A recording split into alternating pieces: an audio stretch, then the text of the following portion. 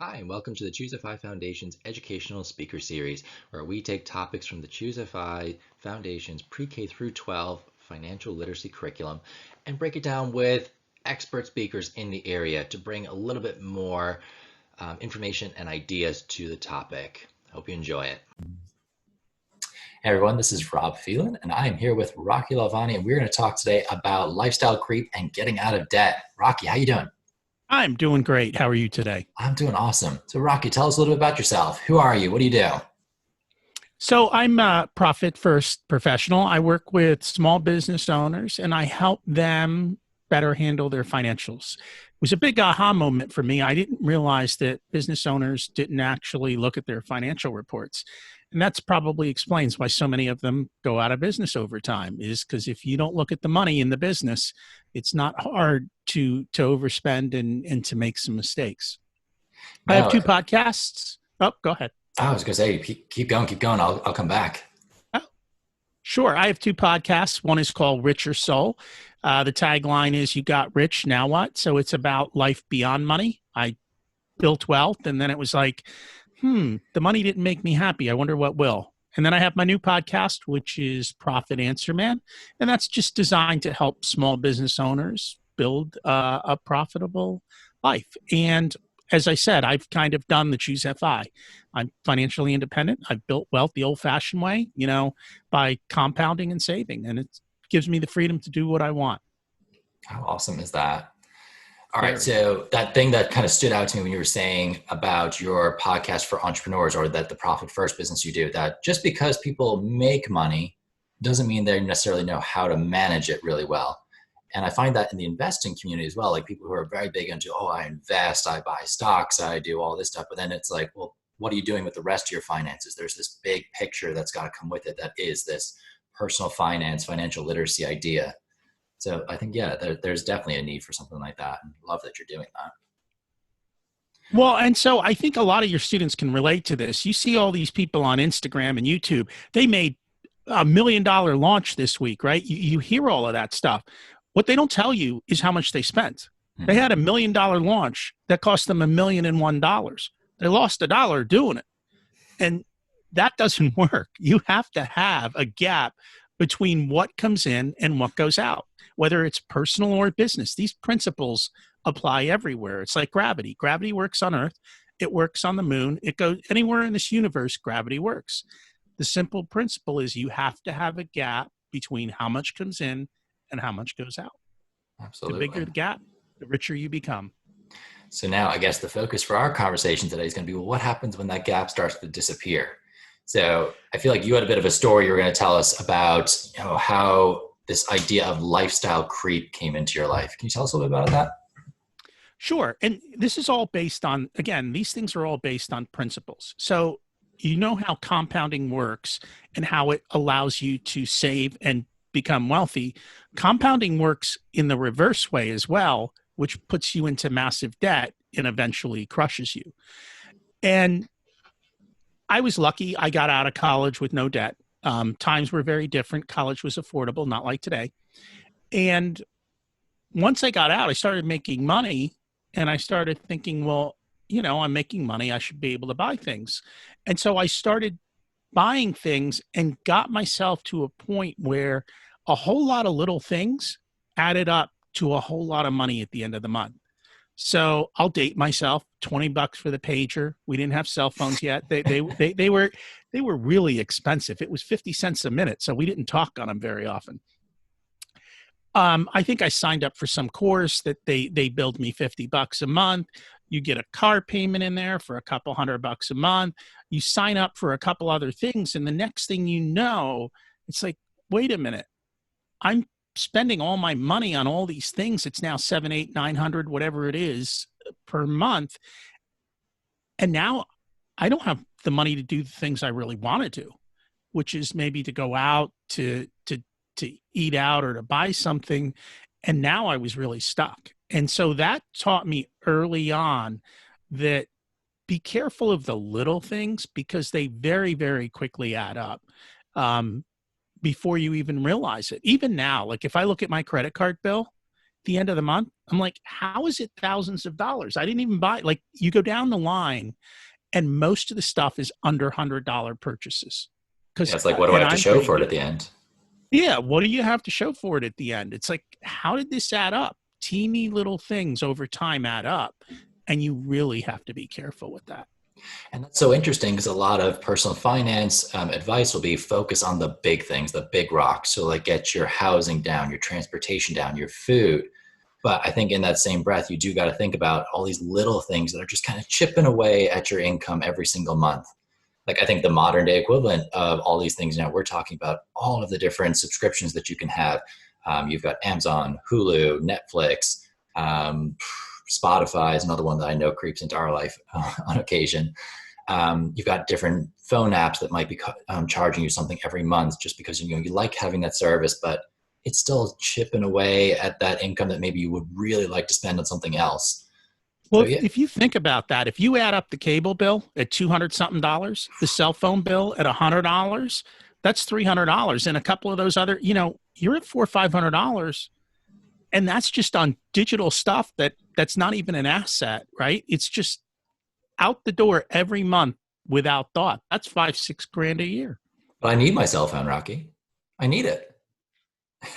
So do I, but there's ways to do it for less. You have to be intentional and pick and choose what's most important to you. Absolutely. Get on one of those sharing plans.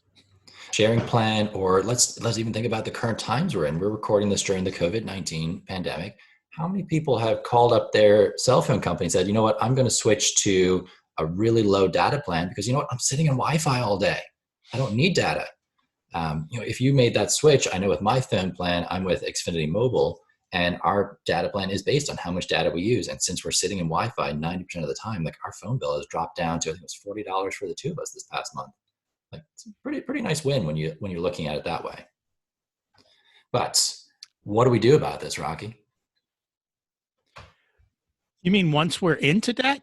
How do we get out of debt? We're into debt. We've taken on all these subscriptions, and we're at that point where you're like, oh, it's the money's tight. Like it's not catastrophic yet. Like we can still make it to the end of the month, but like you said, I wanted to go out for that meal, but I don't have the money to do it. And your choice there is either don't do it or put it on something like a credit card and hope that, all right, I can use next month's paycheck to pay that off. And you start spending tomorrow's money today, which is almost an even worse thing to do. And a lot of people do that. It's like, oh, I only overspent by 200 this month. And then it becomes 400 next month. And then that turns into 600 and 800. And 6 months out, you're at $1,200. And if you're on a high interest credit card rate, that's starting to go. And while it may not seem so much at 6 months, 2, 3, 4 years out, and then one big hiccup, the car breaks, and now you have an $800,000 bill. Next thing you know, you have compounded your way into thousands upon thousands of dollars in debt. And then at that point, you have to make major lifestyle shifts. So number one is cutting spending, right? Mm-hmm. So you got to tighten the belt. And then number two is coming up with a way to pay off your debt. And you're talking to high school students, they'll realize it in about 5 years when they have a college loan, an auto payment, the stuff they needed to buy to get into their first apartment, like all those things, that debt adds up very, very quickly. Yeah, we may not think of subscriptions as debt, but they are something that is just coming out of your budget every single month, kind of like a debt payment would be. All right, so we gotta coach ourselves that when we do suddenly have income, so you get that first job and your income maybe goes from whatever you're making part-time up to a full-time income. You're like, man, I got money. Like I got lots of money compared to what I did have. I can buy all the things. I think the biggest thing I see from teens going into their 20s is as soon as they get that first job, they're coming from a home where we had the TV subscriptions, we had Amazon Prime, we had Netflix, we had Hulu or whatever it was. And as soon as I get my first job, I'm like, oh, well, I want to continue that lifestyle. Let me get all those things into my life, and not realizing that, it took your parents decades to get to the point where they're at. And who knows if even that's a good point to kind of base your financial future off in the first place. So yeah, how do we stop that? How do we start saying, okay, you don't match your parents the second you get your first job? What do we do? Well, you can't. And I think one of the biggest problems that happens is people come out, and let's say you get a nice job, right? And you're getting paid 50 grand a year. So all of a sudden you're like, okay, I'm getting paid 50 grand a year. I can spend 50 grand a year. But you will know just as well as I do when that first paycheck comes, you're not getting paid 50 grand a year. You're only getting paid maybe $37,000 a year because of taxes and everything else that come out of your check before you even see it. But in your mind, you're like, hey, I'm making 50 grand a year. I can spend 50 grand a year, but you can't. So I think number one is just the realization of what are you really bringing in? And the easiest way is once you get your first paycheck, you'll know what that is, and you'll know how much you really have to spend. So once you're in debt, I think it's number one is changing behavior, which is not easy. You're hanging out so that's the thing, you're the average of the 5 people you hang out with.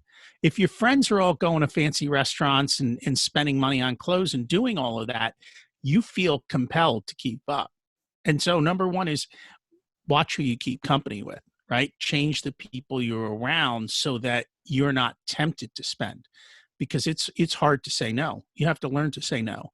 The second thing is like what you did, right? Let's cut our costs. And part of cutting costs, and something that's never really taught in America, is negotiating, right? And I know you understand the concept of negotiating. Love it. But go out there and negotiate, or even another thing is find a way to get it cheaper. Right. So I know there's a lot of clothing stores where they resell stuff, or even seeing, your friends may sell you stuff at a discount. So rather than buying something brand new, is finding a way to get it a little cheaper, and just having the courage and saying, I don't need it brand new. As it is, half the stuff you buy, you throw away in 3 months. Well, go buy it used and sell it in 3 months. And then the other thing is to come up with a plan to pay off your debt. And that's the important thing. So I know you wanted to talk about, I think there's 2 major ways to pay off debt. One is called the snowball plan, and the other one is called the avalanche. Yes. So 2 different methods that if you are finding yourself in debt and you need to try and get out of this mess. So we're going to call it a mess at this point, because usually if you are looking at these methods, you're like, all right, this debt thing is kind of getting out of control. I've got too much of it coming out of my monthly budget every month.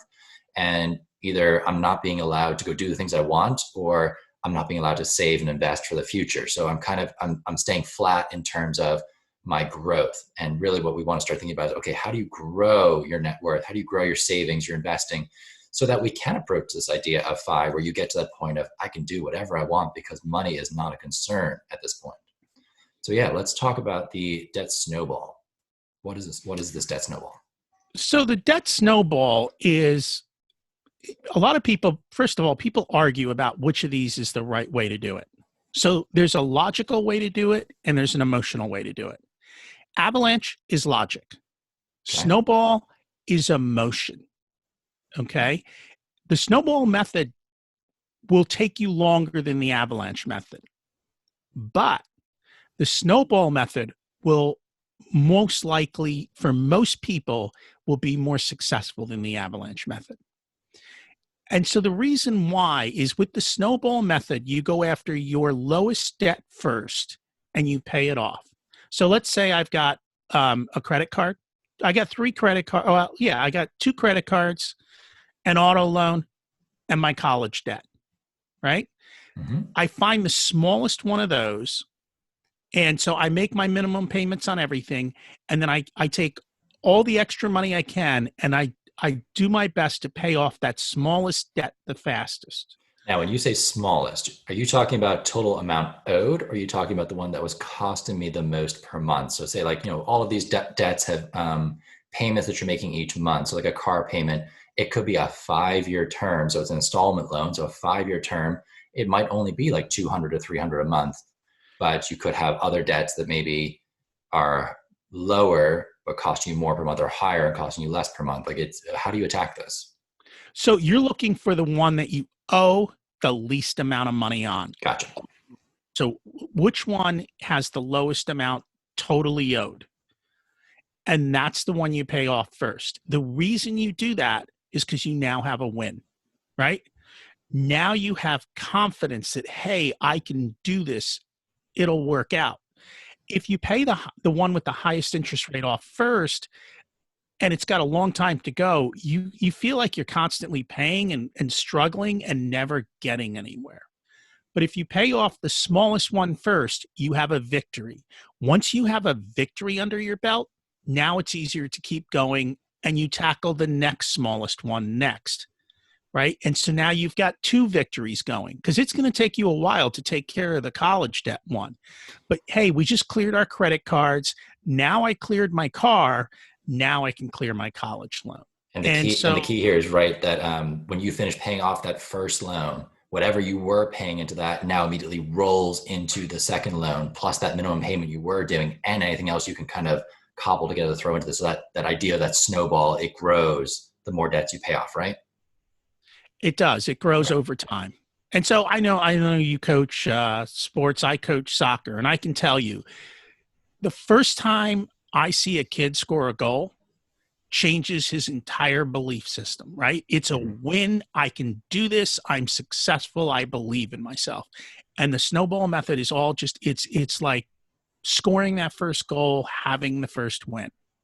So the avalanche method is designed on logic. So whichever loan has the highest interest rate is the one you want to pay off the first. And the reason why is because it's costing you the most money every month in interest charges. Okay. Does that make sense? It does. So the way they do that is they pay off the highest debt first. And it's the same system as the snowball, except instead of paying off the smallest, we're paying off the one with the highest interest. The thing with that is you're not going to get a quick win, right? It might, because the highest interest loan might take you 6 months or a year or 2 years to pay off, or 3 years to pay off, depending on how those loans are set up. The one with the highest interest rate may be a very large amount too. And so if you can't get a win, you're just going to keep paying and feeling like you're not getting anywhere. And then what happens is people give up. They go, I did this for 6 months. I've made no dent in anything. I still have 4 debts. I can't do this. I give up. Yeah. And they go back to the way that they used to be. That's why I prefer the snowball method. Unless for some reason you've got one debt that's just crushing you on an interest rate, then it might make sense. But you also have to think it through. So in that case, everyone, this is the one thing I hate. Everyone's taught you have to do A or B, right? So we have to do snowball, we have to do avalanche. That's not necessarily true.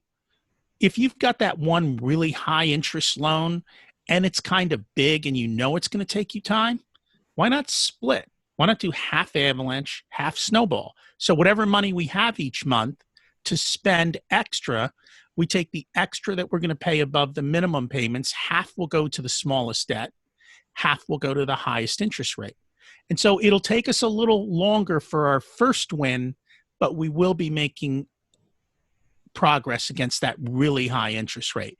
I would only do that if you really, really had a very high interest rate loan, and then the rest were really low. So there was this big gap between them. Yeah, and kind of just that psychological factor would also be the reason that you wouldn't necessarily say, like, I've got 5 loans. Let me just take the amount I have, split it 5 ways, and just pay it out that way, because then you see the needle move really slowly on all of those debts, and it can be very easy to lose heart very quickly. I would say, like, for myself, when I was getting out of debt, I did the snowball method, but I did a little chart on my fridge. So I had, like those like classic fundraiser charts. It's like a little thermometer and it like rises up and explodes. So I did one of those for each of my debts. And every month when I paid off, I looked at the new balance, shaded in how much was left. And it was great. That was my victory right there. I could see the column moving up and getting closer and closer to my goal. So if that's you, if you're like, I need that sort of psychological, tactic tool to keep me going. Like, think of things like that. Like, give yourself a chart to do, set your own milestones along the way. So if you're paying off a really big debt, say like you're paying off a car loan and you've got like 6-7 grand left in this thing. Maybe every time you get down by 1,000, you give yourself a small reward. You say, okay, here's a milestone I've hit. Maybe let's go out for a nice small meal. Like, let's go get pizza or something like that. Like, that could be a way to kind of build in those little mini wins along the way. And you've got to. So this is kind of an area of struggle, right? Mm-hmm. You go to the gym, you work out, and go, "I did a good job. Let me get a donut." No, For my donut, find a Rocky, I way. earned it. Yeah. I've got I want a T-shirt that says "I run for cupcakes" because that's exactly why I run, so I can eat what I want. I guess the point is, find a way to celebrate that doesn't cost much or doesn't cost anything, right? That's just kind of the key learning principle there. And that's a topic that we're going to cover soon as well, is like celebrations. So things, like birthdays, weddings, parties, and then relationships with your peers. So like things that are traditionally cost money and how you approach that. So that is all something you're going to start thinking about now when you make a debt plan. So you're going to have your budget, which is your spending plan, but you're also going to have that debt plan right beside it. So how much of your spending money is going into debt? And then when you put it in that debt plan, where is it going and how are you paying down all these debts? Okay. So when we get out of debt, a lot of people, they have this like really strong motivation. They pay off their credit cards and then they go back into credit card debt. Is there anything that we can give advice to people for? All right, how do you prevent yourself from kind of falling back into this trap again? So you get up, you get a breath of fresh air, and then you go back down again. How do we stop that? Well, I think you just have to be honest with yourself and say, look at the pain that I've just been through because of that behavior. Do I want to continue doing that, or do I want to take the debt snowball and reverse it and build a wealth snowball? Because it works in both principles. So once you're done paying off your debt, let's just say you were spending $1,000 a month paying off your debt for all this time. Well, why not take 800 of that and start investing it? And then take the 200 and say, okay, every month I have $200 to enjoy life, being intentional with how I spend my $200. So put the $200 in an envelope if you need to and say, this month I get to spend $200 however I want. And when it's gone, it's gone. And I'm going to be good about it. In the meantime, I've got $800 a month building up towards wealth. And I will tell you, because this is the way I built wealth. It works. It's not quick. It takes time. I guess the quickness is a matter of how much you want to have. Mm-hmm. But yeah, it will work because $800 a month at the end of the year is almost $10,000. And I will tell you, your first 10,000 is the hardest. Your second 10,000 comes like that. Your first 100,000 is hard. Your second 100,000 comes like that. Same way with debt. Your first 10,000. Well, for kids, if you're signing up for debt going into college, you're getting blindsided before you even know what hit you. Yeah. So recognizing that not everybody's going to go to college, like whether you are going into a 4-year program at community college, you're going into a trade school, or you're just starting work, like debt is something that is going to come into your life very quickly. Like it's going to knock on your door. It's going to say, let me in. I want to be a part of your life. And you're going to have to be very savvy about what you choose to let in and what you don't. Like whether it is student loans, whether you say, I'm going to go out and buy a new car because, I earned it. And, suddenly you've got a $35,000 truck sitting in your driveway with a really big payment every month. Like that's, wait a minute. If you earned it, then you can write a check for it, right? Oh. I earned a $35,000 truck. Great. Take your $35,000, go buy the truck. If you don't have $35,000, you didn't earn it. Yeah, that's a good way of looking at it. So yeah, it's not about the time you put in. You didn't you didn't earn it by getting through high school. You earn it by actually earning the physical money. I like that. That's a good lesson. Great lesson. All right, Rocky, any other kind of words of advice for, our high school teenagers, early college people heading out into the real world? What can we do that's going to kind of change our trajectory for our money lives? You know what? Go talk to people about their money stories. Go ask them questions. Start with your parents and say, how did you guys learn about money? If you're not having money conversations at home, start having conversations about money. Because here's the thing, if your parents aren't wealthy and they haven't built wealth, when you get older, they're probably going to think of you as their retirement plan. So you want to make sure that your parents don't end up in that situation and that you're having these healthy conversations. The other thing is go find successful people and ask them, how did you build wealth? They want to brag on themselves. They want to tell their story. So they'll tell you how they built wealth. And if they tell you something and they give you some advice, follow their advice, even if it isn't perfect, and go back and tell them, hey, I did this. And they'll be like, really? Oh, that's interesting. Let me give you some more advice. And you build relationships and you build that network. So money is one form of currency. Relationships are a whole nother form of currency, right? You know how doors get open for some people and not for others.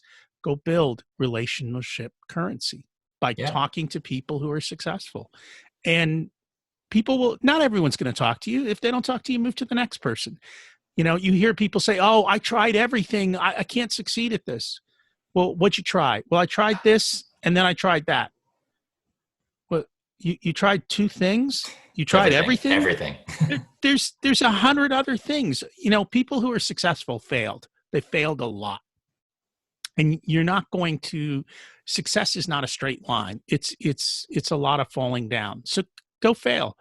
Keep trying, get back up, ask for help, have great conversations, build relationships, and then just pay attention to your money, right? Figure out how you like to track it and make sure that less is going out than is coming in, and save the rest. Love that. And just to add on one little piece of that, guys, learn to listen. Learn to sit yourself in a room with people who are more experienced than you, maybe not even smarter than you, but they've done things, maybe they're older than you, and just listen and see, okay, what mistakes do they make? What lessons do they learn from it? And then start adapting and adding that into your own philosophy. So yeah, I love that advice. You know, find people who are doing things that you want to do, or who've done it already, or who've just gone through life a little bit longer than you, and start listening to them. And you probably have a lot of guest speakers come into your classrooms. You know, when you have guest speakers come in, the fact that they're there means that they're interested in helping people. Connect with them, you know, connect on LinkedIn, get their business card, send them a thank you, start building that relationship. Because in a couple of years, when you need a job, if you've got 100 people around you who love you and want to support you and push you up, you're not going to have to look for a job. You'll be fighting over who you're going to go work for. Awesome.